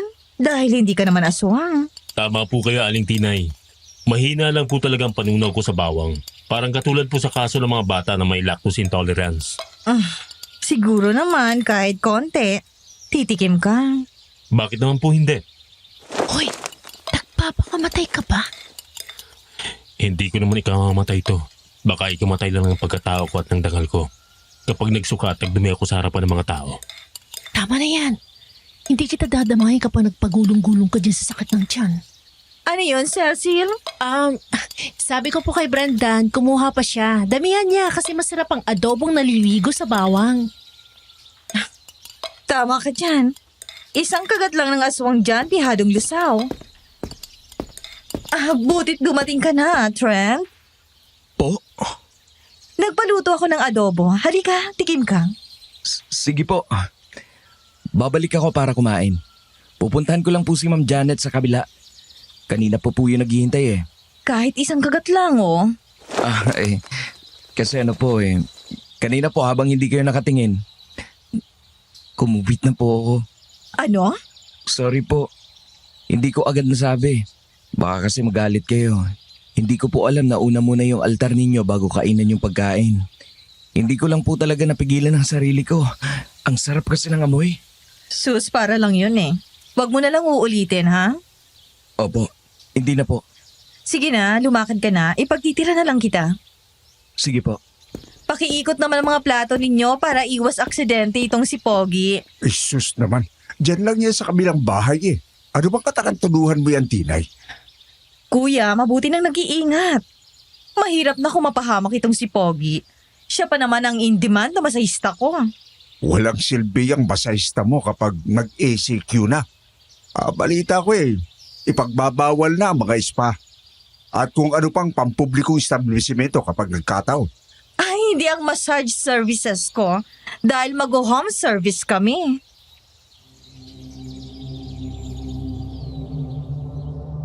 At nag-ECQ na nga sa lugar nila. Katulad ng pinlano ni Aling Tinay, nag-offer ng home service ang spa niya. Pinaka-in-demand ang services ni Trent dahil talaga namang makakawala ng pagod at pananakit ng katawan ng paraan ng pagmamasahe niya. Katakataka nga lang na pagkatapos ng adobo party ni Aling Tinay, parang hindi na to ganun ka-close kay Trent at parang iwas ito kay Brendan. Tipong nahihiya na ewan.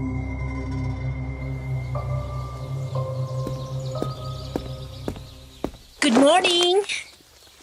Ang aga mo Sumisili ka kay Trent. Hindi. Inihahatid ko tong scented coconut oil na orders ng tita mo. Ayun, mabuti nandito ka na, Cecil.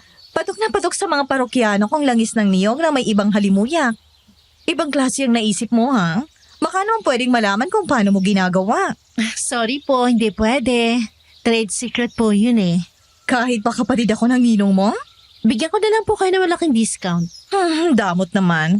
Sige nangako ka dun sa discount. Tuparin mo yon. Uy, sabi na nandito si Cecil. Naamoy ko yung langis ng niyog. Aling Tinay, yan po ba ang batch na gagamitin natin?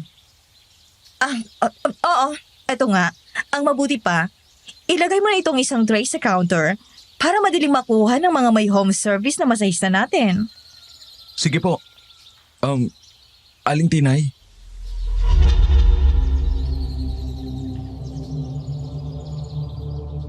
Nagtatakang napatingin din sila Aleli at Cecil kay Aling Tinay. Paano ba naman kasi? Grabe ang titig dun sa mga bote na nasa tray. Parang may hinihintay na kung anong mangyari dun sa mga langis. Tapos bigla na lang binitawan ni Aling Tinay yung tray. Muntik na tuloy magtapunan yung mga langis kung di matindi ang pagkakahawak ni Trent.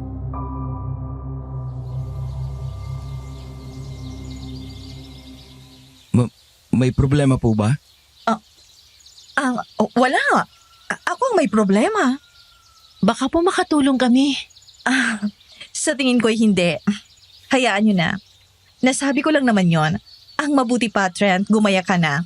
Hindi ba't 8:00 ang sinabing oras ni Salome? -15 na lang ang oras, ano? Oo nga. 7:45 na. Sige po, lalarga na ako.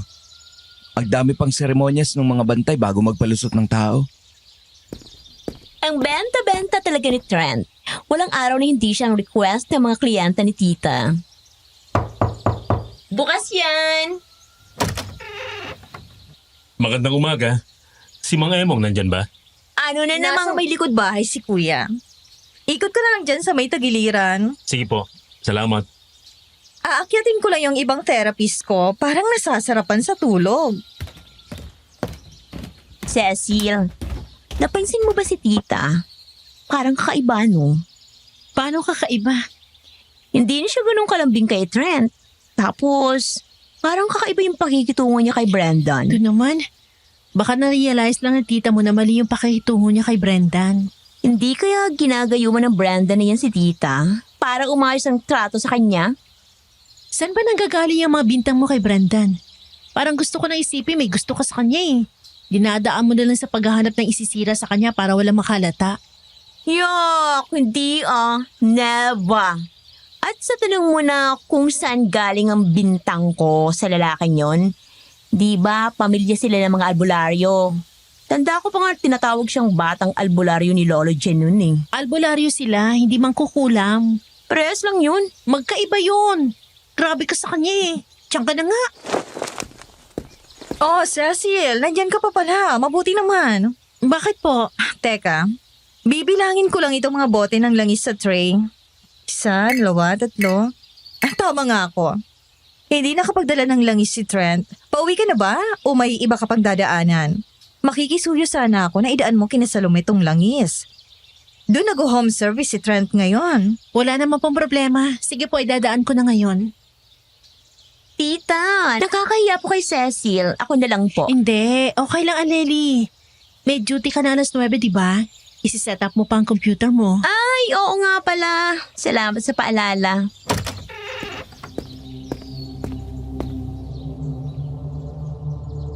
Pagdating ni Cecil sa bahay ni Salome, sinabihan siya nung katulong na dumiretso na lang sa kwarto matapos niyang sabihin na dala niya yung langis pang massage therapy.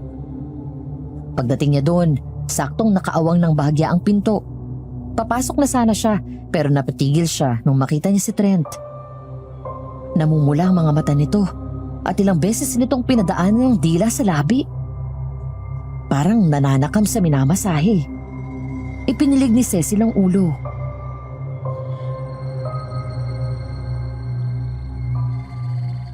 Hindi yung totoo. Namamalit-mata lang ako. Trent, si Cecil ako. Nakisuyo si Alan Tinay na idaan ko dito kina Alin Salome langis. Nakalimutan mo daw magdala? Uy, salamat. Naabala ka pa tuloy. Okay lang. Nasa daan naman pa uwi. Paano una na ako? Igagawin pa ako eh. Sige, ingat ka. Salamat. Ay, matalang pa talagang nakita ko.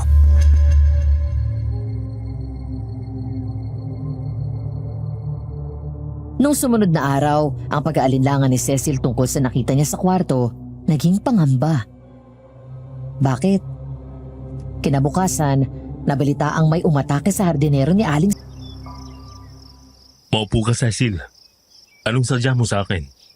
Gusto ko sana ibigay ito sa iyo. Uy, langis. Salamat. Brandon, alam ko malakas kang albularyo.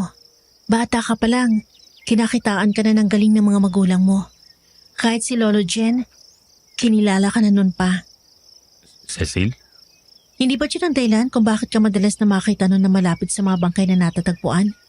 Dahil sa nararamdaman mo ang aswang? Oo, tama yon. Dahilan para mapagbintangan ka na siyang salot dito sa lugar natin nung makikitid ang isipan. Dahil doon, pinagkakatuwaan ka ng mga bata. Maging matatanday nakikisali pa din. Kaya napilitan ng pamilya mo na ialis ka dito. Cecil, hindi ko maintindihan kung para saan ang lahat ng sinasabi mong to. Isang espesyal na langis yan. Minsang itinuro sa akin ni Lola. Uulitin ko, alam ko na malakas ka na albularyo. Pero gusto kong gamitin mo yan. Makakatulong yan sa ginagawa niyo ni Lolo Jen sa gabi. Kung ganun ay... Hindi pa ako sigurado. At ayoko maghusga basta-basta.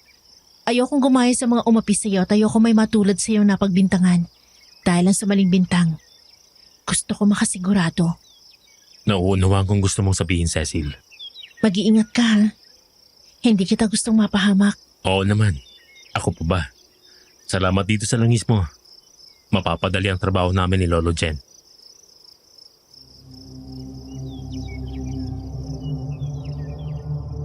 Lumipas ang 1 linggo at sa loob ng panahong yon, 3 kalalakihan ang nabalitang muntik nang maging hapunan ng aswang.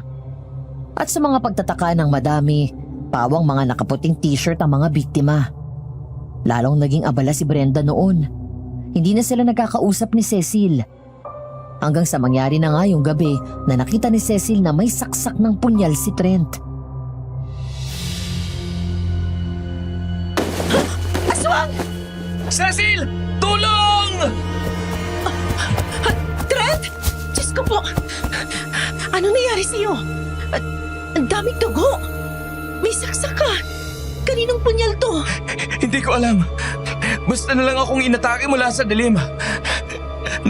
Napagkamalan yata akong aswang. Teka, kumapit ka sa balikat ko. Dadalhin kita sa ospital. Huwag doon. Sige, sa bahay ko na lang. Halika na.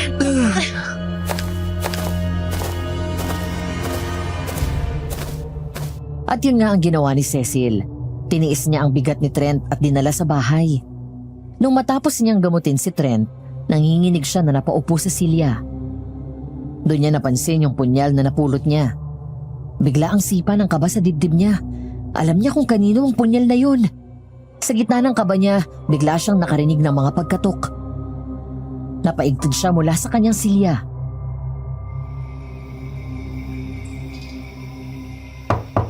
Sino yan? Cecil! Ako to, si Aleli. Saglit, bubuksan kong pinto. Nakita mo ba si... Ay! Bakit puro dugo yung kamay mo? Sino hinahanap mo? Si Trent. Ah, si Trent? Ba't mo naman siya hinahanap? Nandito ba siya? Kanina pa kasi siya dapat nakauwi, pero... Teka, jacket ni Trent yun ah. Nandito ba siya? Dugo niya ba yan? Kung dugo nga niya to nasa kamay ko, anong gagawin mo? Tabi! Ay, Lenny! Ano ba?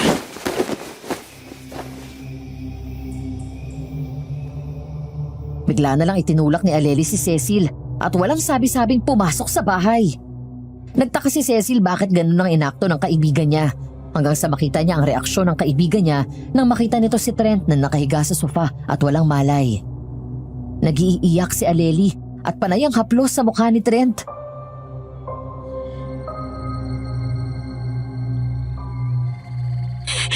Ano namang nangyari sa'yo? Nagpaalam ka lang saglit kanina. Sabi mo ihatid mo lang si tita. Tapos ganito kita makikita. Aleli, nasaan si Aling Tinay? Hindi ko alam. Pagkatapos sila magpaalam sa akin kanina, hindi pa din bumabalik ang isang yun eh. Eh si Ninong, nasaan? Ewan. Basta na lang umalis nung narinig niya na may hinahabol na aswang. Cecil, kumusta bang lagay niya?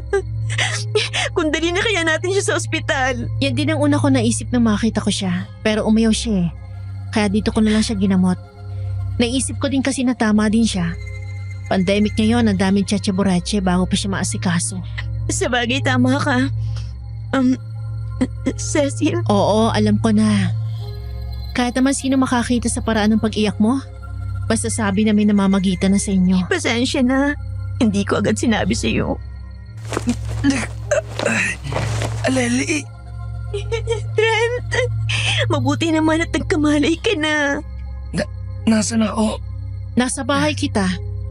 Natatandaan mo ba kung ano nangyari sa'yo? Inihatid ko si Aling Tinay. Tapos, bigla na lang may umatake sa amin. Pagliko namin dun sa may taniman ng mais. Bigla na lang? Oo. Ang uli kong naalala, ang pagsigaw ni Aling Tinay na may aswang at ang paghingi niya ng tulong. Pagkatapos nun, naramdaman ko na lang na may tumarak sa tagiliran ko, ang maitim at mahabang kuko ng aswang. Ganun ba? Trent, ang mabuti pa huwag ka na munang magsalita. Baka bumuka yung sugat mo eh. Tama siya, Trent. Magpahinga ka na lang muna dito. Aleli, samahan mo na lang muna si Trent dito sa bahay. Kung sakaling kaya na niyang kumain, may pinakuloang atay ako sa ref. Sige, ako nang bahala. Di ko pa nga lang nalalagyan ng kahit anong panlasa yon. Bahala ka na kung lalagyan mo ng asin o kung ano man. Alis lang ako saglit.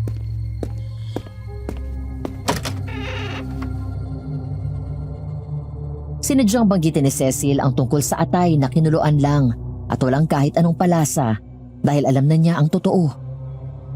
Nagsisinungaling si Trent dahil ito ang aswang. Kailangan niya ng mga kasagutan kaya nagdahilan siya na aalis muna saglit. Paglabas niya ng bahay, nakasalubong niya ang ninong niya na naninigtik sa harap ng bahay niya. Sinenyasan siya nito na tumahimik at sumunod. Nung makaluyo sila sa bahay niya,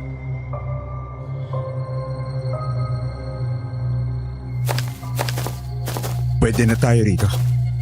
Bakit po kayo naniniktik sa bahay ko, Ninong? Dahil dito sa bagay na ibinigay ni Brenda sa akin. Yan pong espesyal na langis na binigay ko sa kanya. Oh, ito nga. Kumukulo.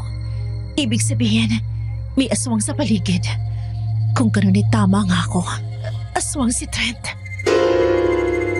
Ang totoo niyan, Cecil, matagal na namin kinokonekta si Brenda. Siya ang katulong namin sa pagliligpit ng mga salot ng nilalang sa dilim. Po? Hindi naman lingid sa kaalaman mo na isang malakas na albularyo si Brenda. Di ba? Bata pa lang siya ay talaga namang giliw na sa kanya ang mga engkanto. Masyado ding matibay ang pananampalataya niya sa puong may kapal. Ilang beses ko nga po narinig na purihin siya ni Lolo Jen noon. Oh, at ang kakayanan niyang espiritual ay hindi nawala.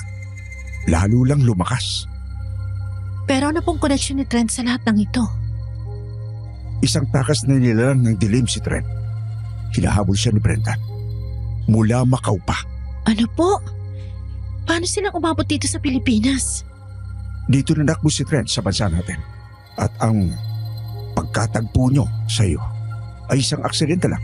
Gawa ng pang-akit na hatid ng langis ng lola mo. Sinasabi niyo po ba na ang pagpapauwi niyo sa amin ay... Oh, planado. Isang plano na layong mahuli ang si Trent. At linisin ang pangalan ni Brendan mula sa bintang ng mga taga dito. Pero paano po si Aleli? Alam na po ba niya? Alam niya, matagal na. Pero bulag nang nagmamahal ang aking anak.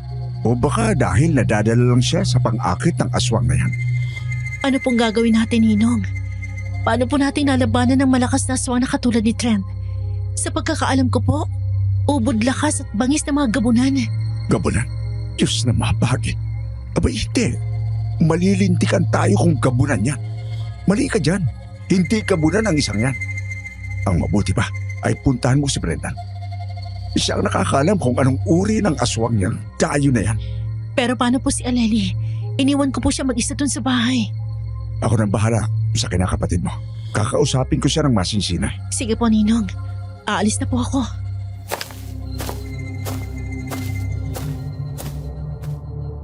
Lakad takbo si Cecil papunta sa bahay ni na Brendan. May kutob kasi siya na sugatan din ng kababata.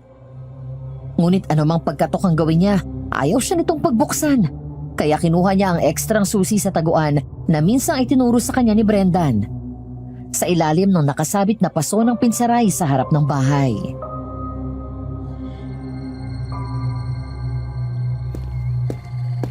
Sabi na sugatan ka. Anong ginagawa mo dyan sa lapag? Lalong sasakit yung sugat mo. Ano kung nakapasok? Kinuha kong kopya ng susi ng bahay niyo na nakatago sa ilalim ng pinsaray. Paano mong nalaman? Ano bang tingin mo sa akin? Bata pa lang tayo, ugali mo na magtago kapag nasusugatan ka. Isa pa, sa mga ganitong sitwasyon, alam ko na ikaw lang pwedeng masangkot. Nakuha ko din to. Sa'yo yan, alam ko. Wala talaga akong takas sa'yo. Hindi ka man lang ba natatakot sa akin? Anong ikatatakot ko sa'yo? Kababata kita. At kahit pa panay ang mga balita na aswang ka, ni isang beses di kita kinakitaan ng pagiging aswang. Sigurado din ako na hindi ka magiging aswang kahit gawin ko to. Anong ginagawa mo? Kita mo na? Wala kang reaksyon? Siraulo ka, no? Bakit mo nilalaslas ang palad mo? Dahil gusto ko lang patunayan na tama ako. Aling Tinay? Aling Dory? Sa lahat ng pwede kong asahang mapapapunta dito, hindi kayong dalawa magkasamang inaasahan ko makita dito. Cecil? Humingi siya ng tulong sa akin. Iligtas ko daw si Brendan. Kung ganun, Aling Tinay, tama nga ang kutob ko. Pwede niyo po ba ikwento sa akin ang totoong nangyari? Medyo iba po nakarating sa akin eh. Sige.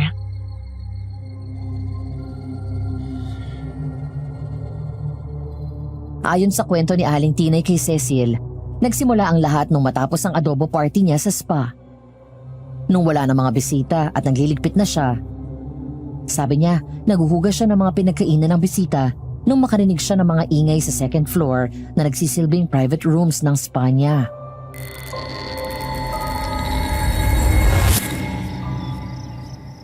Ang saya-saya, solve ang problema ko sa pagkita habang ECQ. Anong bawal-bawal? Kung bawal ang kulumpulan, edi one by one. Home service ang solusyon. Ahay! Ano ba namang ingay yun? Nag-aharumbahan na naman yata ang mga inikita na yun Oh, wala nga pala sila. Binigyan ko ng day off. Baka may nag-iiwan ng bintana. Nako talaga naman. Baka may nakapasok ng pusa. Teka nga't makaakyat.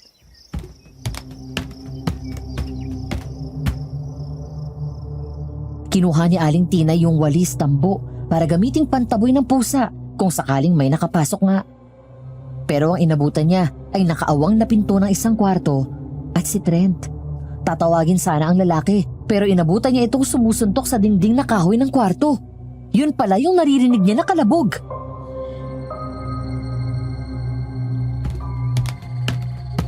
Trent? Buwisit na Aling Tinay yon. Ang sakit ng ulo ko. Ang baho din ng buong lugar na ito. Nakakasuka.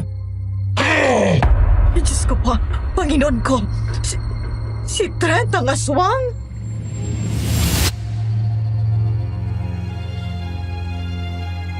Pinag-isipan ni Aling Tinay ng mabuti kung anong gagawin hanggang sa nalaman niya na may ugnayan na si Aleli at Trent. Doon na siya napilitang kumilos. Nagkunwari siyang nagpasama kay Trent na mamili ng mga supply sa spa. Pero palusot lang niya yun. Ang balak talaga niya ay kausapin ang lalaki para palayuin kay Aleli.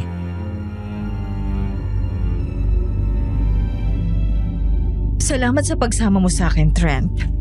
Walang anuman po Aling Tinay. Pero ano ba namang pumasok sa isip mo at nagbuti ka? Baka mamaya hagarin tayo ng aswang. Sabi ng mga nakaligtas sa pag-atake, parang galit na galit daw sa nakaputi yung aswang. Aling Tinay, pwede ba? Huwag na tayong maglokohan. Alam kong alam nyo na isa akong aswang.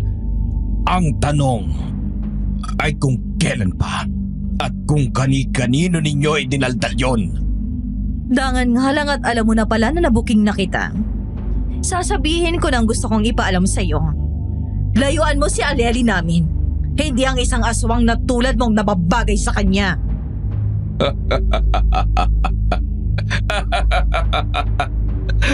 Halos salayin ninyo ako sa paglalaway sa akin nung una ninyo ako makita.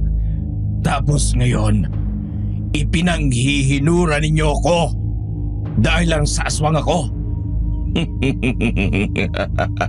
Mababaw talaga kayong mga tao. Ba't lintik na ito Dapat lang ipanghinura ang mga tulad niyong nilalak ng tingin.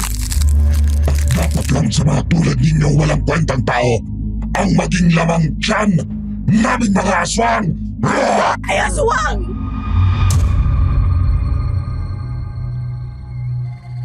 Tapos na nagbagong anyo na siya. Nanlisikat na mula ang mga mata niya. Humabat naging puti ang buhok niya. Tinubuan siya ng mga naglalakihang pangil at humaba ng ilang pulgada ang dila niya.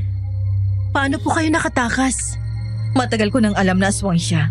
Mula pa nung nagpakain ako ng adobo sa inyo, kaya nagbaon ako ng asin. Isinaboy ko yun sa kanya. Pero hindi pala yun sapat. Kaya ang tanging nagawa ko ay manakmo palayo. Mabutit nakatulong ang adobo na mailabas ang tunay na pagkatao ng dayo na yun. Ramdam ko nagising ka sa katotohanan, Tinay? Teka. Mula pa yung adobo party nyo? Kaya po ba iwas na kayo sa kanya nung umaga naghatid ako ng langis sa inyo?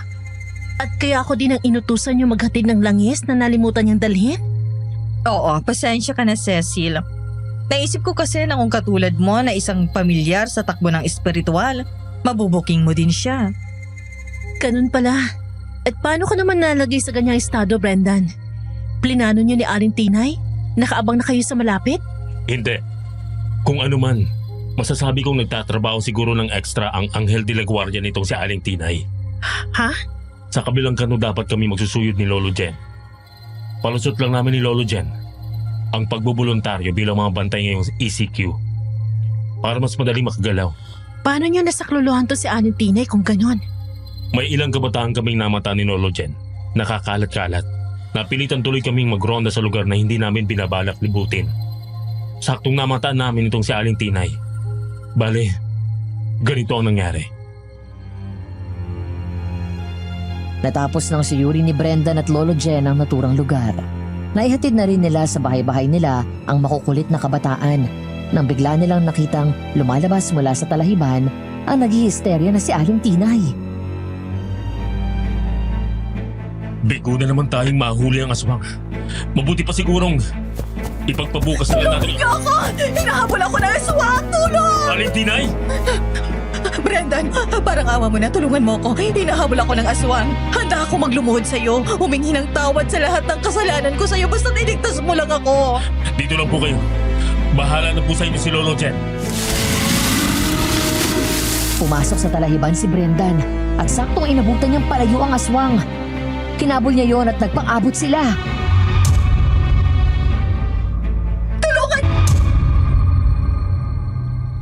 At eto na nga nangyari.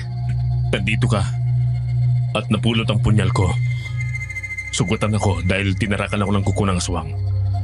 At nandito si Aling Dory na siyang gumamot ng sugat ko dahil kay Aling Tinay. Ay, pasensya ka na sa pag-iskandalo ko, Brendan.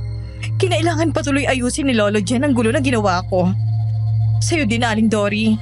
Salamat sa pabibigay sa paghingi ko ng tulong.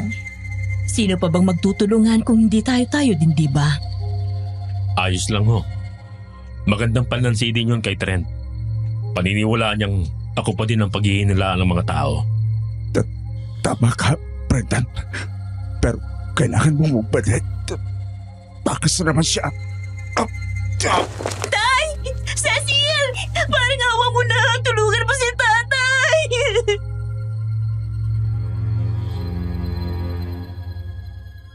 Nabigla si na Cecil na makita ang mag-ama. Duguan si Mang Emong at taranta naman si Aleli. Nagtulong si na Cecil at Aling Tinay sa paggamot kay Mang Emong. Habang hinayaan nilang kumalma na muna si Aleli. Nang maayos na ang lahat, nalaman nila ang buong pangyayari. Ayon sa kanila, patuloy na naninigtik si Mang Emong sa bahay ni Cecil. Narinig niya ang usapan ni Aleli at Trent. Heto, ininit ko yung iniwan ni Cecil na kinulo ang atay. Wala akong tiwala sa kaibigan mong yan. Tingin ko alam na din niya kung ano ako. Hindi naman siguro. Grabe ang loyalty nun kay Brendan. Kung alam niya kung sinong aswang, matagal ka na niyang isinuplong. Para kay Cecil, wala nang mas hahalaga pa na malinis ang pangalan ni Brendan. May relasyon ba sila? Wala pa.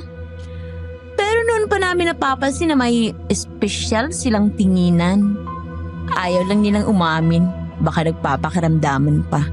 Kailangang makalayo na ako dito. Sasama ka sa akin, di ba? Oo naman. Kahit saan. Pero ano bang ginawa mo? Di ba sabi ko sa'yo, maghinay-hinay ka? Kahit pag ginagamit natin ang lumang hinala ng mga taga dito kay Brendan, may kamatay pa din na mabuking ka. Nabuko na din naman ako ng tiyahin mo. Ano? Inatake mo ba si Tita Tinay? Anong gusto mong gawin ko? Pinagbantaan niya ako na isusuplong. Pero nangako ka na hindi mo sasaktan ng pamilya ko. Paano naman ang kaligtasan ko? Akala ko ba mahal mo ko? Nilalansi mo lang ba ako? Katulad ka din ba ng iba? Nasa panlabas na anyo lang ang pagmamahal? Kainin mo na yan. Tinikman ko na yan.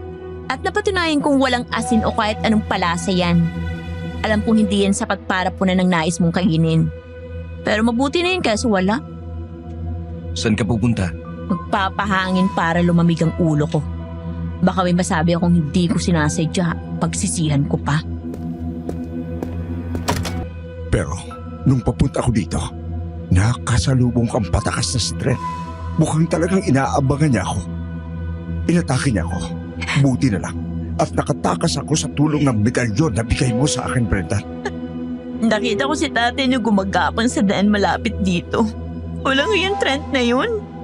Muntik niya nang mapatay si tatay. Ay nako, makakatakas pang aswang. Ano nang gagawin natin? Hindi siya agad-agad makakatakas. Sa tagal niyang ginagamit ang mga langis ko, sigurado nakakaramdam na din siya ng panghihina ngayon.